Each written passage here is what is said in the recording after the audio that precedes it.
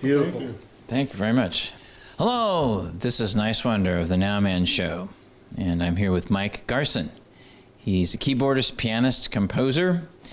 He's collaborated and been a sideman with a diversity of artists such as David Bowie, Stanley Clarke, and Nine Inch Nails. In this episode, we're going to be talking about his music, including his collaborations and even the creative process. Mike Garson, thank you for being on the Nowman Show. My pleasure. Now, when did you first discover music?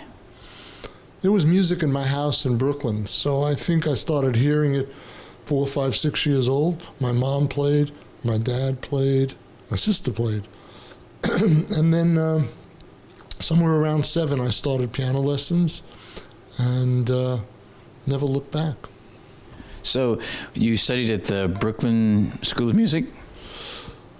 I went to Brooklyn College, which is just a normal university.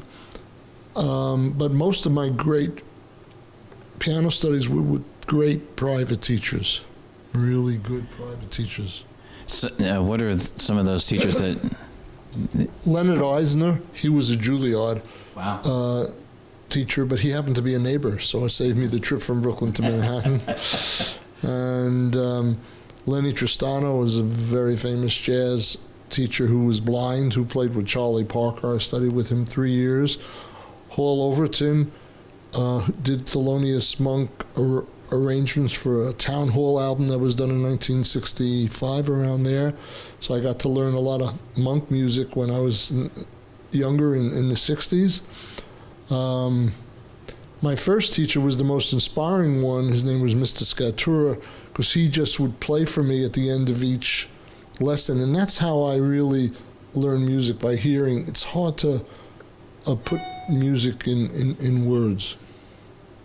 So he was great. So I was blessed. I just had great teachers. I actually had a few lessons with Herbie Hancock, and I had one 6-hour lesson with Bill Evans. Wow. You know, these guys were very accessible. I'd go see them in jazz clubs and go up to them and say, "Can you give me a lesson?" Bill Evans said, "Come over to my house," and never charged me a penny. Wow, that's absolutely fantastic. So your family were classical musicians, would you say, or? My mom played classical. My sister played classical. My dad played by ear. He grew up he was born in 1906, so he was hearing the early silent films and was cowboy music. So he had just a great ear. He couldn't read. He never took a lesson. He actually wrote a cowboy piece that sounded like this. The melody's in the left hand.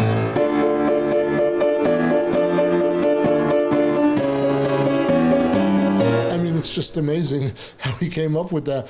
And he taught it to me when I was 12 or 13. For 5 years, I'm studying all this piano playing, and I couldn't do what he did by ear. So I think I got a lot from him. That's amazing. What was the first piece of music that really inspired you, would you say? I think when I was 11, I learned Fer-Elise, this one. But then I also learned the Moonlight Sonata. And then when I was 12, my mother offered me $15, which was a lot then, to learn Liszt's Hungarian Rhapsody number 2, this one. So I learned that. It made $15. I played it very sloppy, but at least I learned it. And I think the first time I heard that was in a Bugs Bunny cartoon or something. That's right, they're doing this. Those guys knew what to use in those cartoons, and some of the great composers were, they wrote for cartoon. I knew some of those people. They were much older when I got to meet them in the 20s and 30s, when I was 20 or 30 years old, but they were 70 or 80 then, and they wrote great music. When you're writing for cartoons, you're all over the place. So, exactly. That kind of thing. So your music developed and evolved over time. What after classical, where did you go from there? So I played classical from 7 to 14. Then I heard Errol Garner, Dave Brubeck, Andre Previn. And 1960, I think I was 15, I heard the Brubeck thing.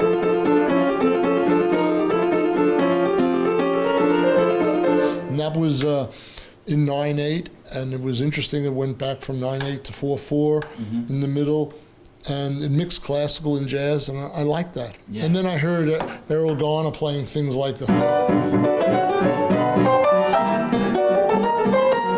and I loved that. So I think I realized I was meant to be an improviser.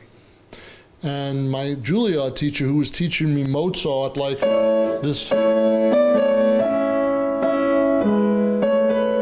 was teaching me that, and then he'd come in and I'm doing,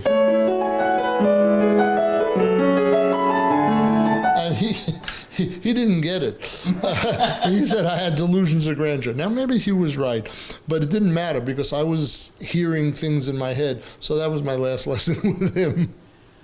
So there was this band, Brethren. Was that your first band? That was my first rock band. No, my first band was a jazz band with Dave Liebman, who's played with Miles Davis. That was called the Impromptu Quartet. That was when I was 14. Wow.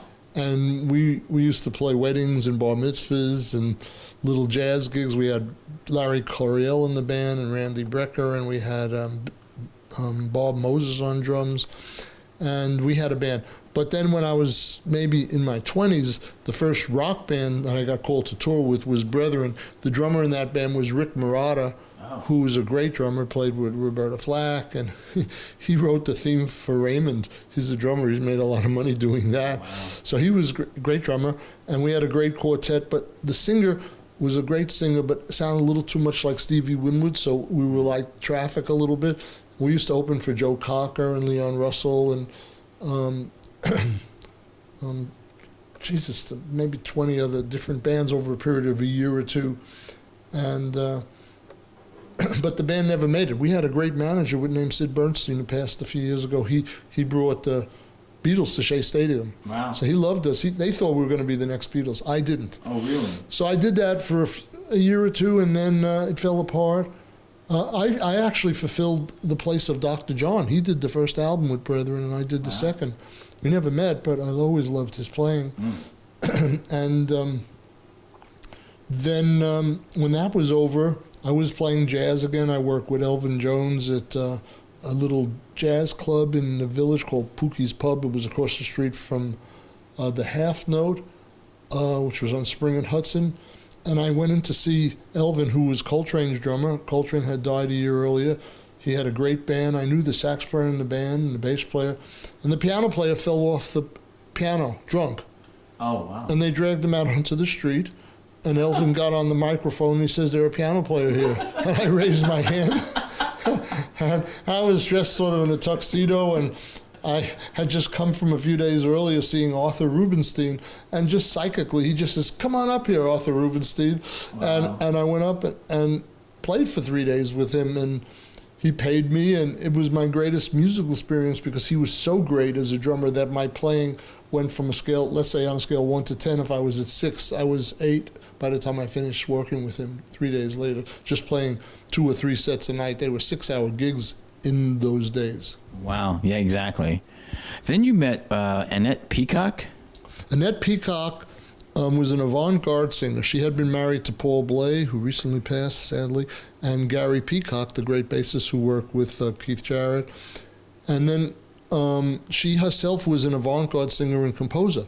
Bowie happened to know her. I played on her album called I'm the One. Mm-hmm. I got to play a little avant-garde playing on that.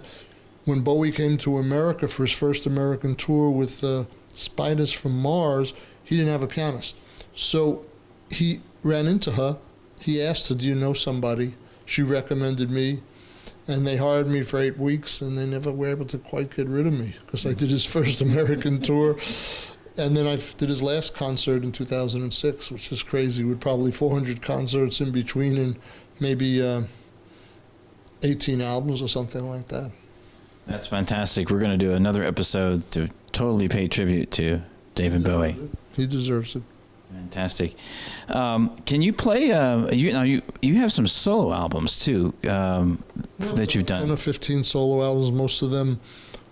Solo jazz albums or classical albums, if you sell 5,000 or 1 or 2, you're doing good. I did one jazz album with Stanley Clarke, it probably sold 50,000, but they're always small. But they're around, and eventually I'll put them all up on YouTube. What were you thinking?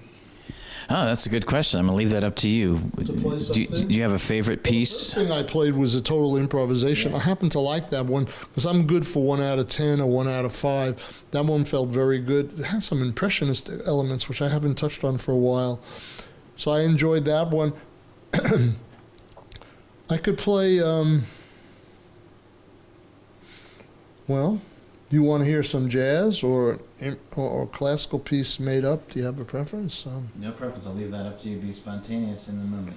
Well, let's see what happens. Then I'll tell you what I played after, if it happens to be a song. Excellent. Fantastic.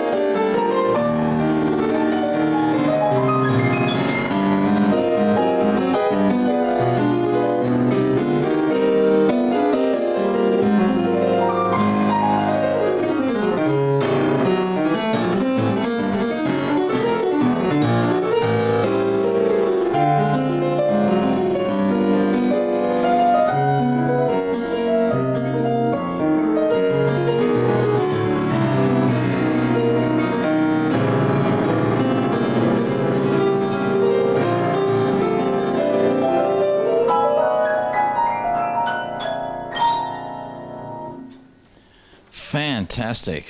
What would you call that? That's called Stella by Starlight. It's an old standard that was in a ghost movie back in the 50s or 40s. But it's an old just standard that pianists play and singers sing. But it was my variations on it. That's fantastic. Now, you have collaborated with a lot of different people, a lot of different styles of music. Give us the names of some of those people, so the audience. From the sublime to the ridiculous. I played with Mike Brecker, Freddie Hubbard, Stan Getz, Dave Liebman, Elvin Jones, Lee Konitz, Jimmy Garrison, Eddie Gomez, Charlie Hayden, Nancy Wilson. Then that's all jazz people. Then you switch over. Well, in the rock pop thing, I work with Martha Reeves from Martha and the Vandellas. I work with that group Brethren, and then I worked with, of course, David Bowie, who was the longest standing member, but I also worked with Smashing Pumpkins. I did several of their tours, and I did the movie Stigmata with Billy Corgan, who was leader of Smashing Pumpkins. I did the Fragile album with Trent Reznor from Nine Inch Nails. I played on Return to Saturn, a bonus track with Gwen Stefani. Played with a wild band called the Dillinger Escape Plan. They're wild. And a tune called The Widower was wonderful. I mean, it's still going. I get calls from a lot of unknown but very talented people all around the world, and I'm able to do the music in my studio here. And it goes on and on. I probably forgot 50 of them right now, but that gives you a rough idea. And Eva Cherry, I think. I worked with her with David Bowie for sure. Yeah. She was a singer. Luther Vandross, who was in the Mike Garson band when we opened for David Bowie. So was Dave Sanborn on alto sax. He was amazing. And Dennis Davis played drums. I mean, we had just tremendous band. Michael Kamen, who passed several years ago, was a great film composer, but he was the music director on one of the Bowie tours. And very talented guy. Been very blessed. It's still going. You know, I get the wildest calls out of nowhere, and even played some country music for someone a few weeks ago who's a singer-songwriter. Got to use my Floyd Kramer licks. So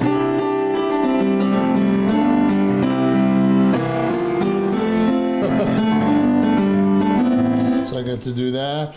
And probably forgetting Kuta.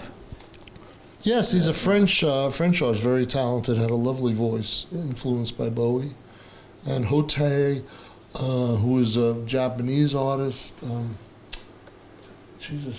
forgetting. Chris McKay and his Critical Thinking. That's another group. I played with them. They're like an Athens, Georgia group, right? Yeah, I played with them. And who else? Sleepyard.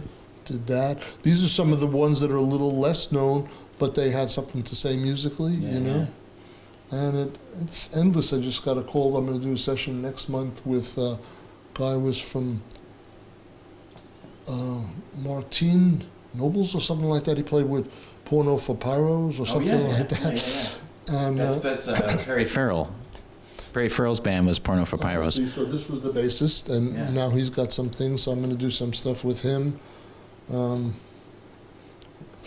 The craziest thing is I did the Liberace TV movie. Oh, you did? And I played all the piano parts after he passed. This is back in '80. It was an ABC special of the week, so I had to learn all things that he did, Clair de Lune and Tchaikovsky Piano Concerto. And that was a very humbling period because I always thought of him as more commercial, and I wasn't a big fan of his as a jazz musician. But when I grew up as a kid at 7, 8, 9 years old, he had a TV show, and I would see it in the afternoon at 1 p.m., and he was actually great, and I liked him then. So it was only when I got the jazz mentality that I dismissed him. But when I had to learn his music, it was very humbling because it was hard. Yeah, exactly. He was a great entertainer too. See, that's where some people get distracted, is that they can be a great artist and musician, but they have to entertain. That's their job. Well, he certainly influenced Elton John and Bowie. Mm-hmm. He was the highest paid act in Vegas when I was working there back in the 70s. Phenomenal. And there's also photographer Alex Boyd. Who is this guy? He's a lovely guy. He's a very good photographer. He just called me. He was a big Pumpkins fan. He called me 10, 15 years ago, and he asked if he could create a MySpace site for me. And he just helped me. He asked me to write electronic music and other kinds of music, and he used to put it up for me. I knew nothing about, this is pre-Facebook, that whole world, and he was very helpful. But he's also talented in his own right as a photographer. And you worked with him on a film project? I think I did something with him on that. I mean, you know more about me now than I do, so this is very, very good. So, Now, let's bring it up to date. I would like to talk about the creative process when we wrap this up, but you were commissioned in 2014 to do a piece with a brain surgeon. Yes. Over the last 20 years, I have been fooling around with what I thought could be the healing effects of music. I mean, I'm not reinventing the wheel. Music does make you feel better. But I started to go in a little more detail on it, and I connected with this brain surgeon. I wanted to be a doctor when I was a kid. Oh, really? He was a pianist, so we wanted to switch roles. I told him not to give up his day gig. Yeah. But he also told me, don't study those books, stay with the piano. So I told him, I had this idea of a healing suite, a symphonic piece with 100 people on stage, children's choir, jazz musicians, opera singers, Wow. pop people.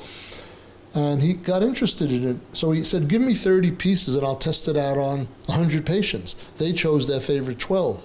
So the things they chose were obviously calmer, quieter, more melodic. And I developed this whole suite based on some beautiful music. And we performed the debut of it 2 years ago or a year and a half ago, at Segerstrom Hall, a gorgeous hall in Orange County. 1,700 people, was packed. And now I'll be doing that with other symphonies around the world over the next 5 years. Plus, my next work, I'm going to write a piece regarding autism, and I have children with autism will be on stage performing with me. My grandson is 12. He has autism, and he's a very good pianist. Wow. Yeah, so I'm learning a lot. I'm also working with Vanderbilt University, doing some studies with autistic children where they're testing some of my music out and see how it affects the brain. Because they think there's some synchronization that's off between their eyes and their ear, and they're hoping that my music or other music, whatever, tends to bring that together. So I'm very interested in that, and very dedicated to it. So I believe that'll probably be half of the things I do. It was 70%. Now with David's passing, there's going to be a lot of Bowie tributes, so I'll be doing both.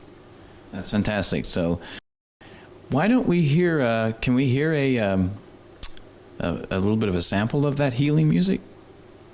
I could play. The suite had 12 movements and it was 55 minutes. I haven't played in 2 years, but I could play one piece from there. Oh, that'd be fantastic.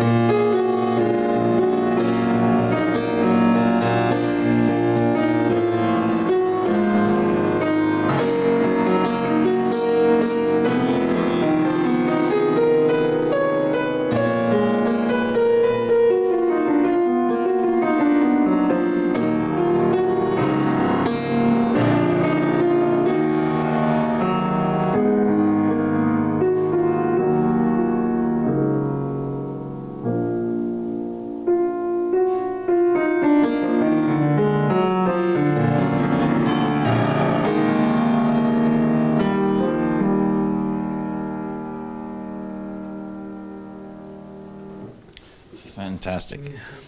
There's a couple quotes that were on your website that I thought were interesting. What were they?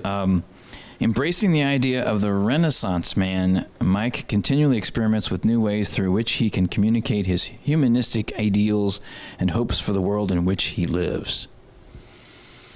Sounds good on paper. I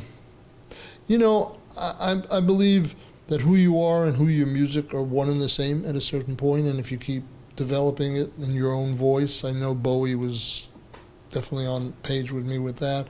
I believe that you could express a lot that you can't say in words. So I just like the fact of music not only healing physically, but mentally and spiritually, preventive medicine, It makes for good transitions before a person dies, hearing some calm, beautiful music, be it Bach or Beethoven, Chopin, some of the things I've been writing lately. So I don't know what to say about that, you know. That says it all. And this last quote, which is relevant to the Nowman Show, I would say. Well, my music is called Now Music. Yes. So I could relate to that because I compose it in the moment. You certainly do, and that's fantastic. No artistic medium is off limits to this avant-garde individual to whom the word no is quickly transformed into the word now. That's interesting. Well, you know, I realized at a certain point, if you could express how you feel in any given second, there's no higher form of music. Mind you, if you haven't done your homework, I'd rather hear a great composition, but if you were in rare form, an improv can be superior. At least that's my reality. Mike, this was fantastic. When people want to learn more about your music, what is a website they can go to, or websites? Mike Garson, MikeGarson.com. There's my official Facebook. There's all sorts of things I'm always posting. There's a YouTube channel I have. So, you know, I'm at Mike Garson at Gmail. People write me at gmail.com. People write me there. But my website is great, and the Facebook, my assistant Mark does an amazing job of keeping that. So they could find me that way. That's fantastic. Thank you so much for being on the Nowman Show. My pleasure. I'll be back. Excellent, excellent. This is Niswander for the Nowman Show.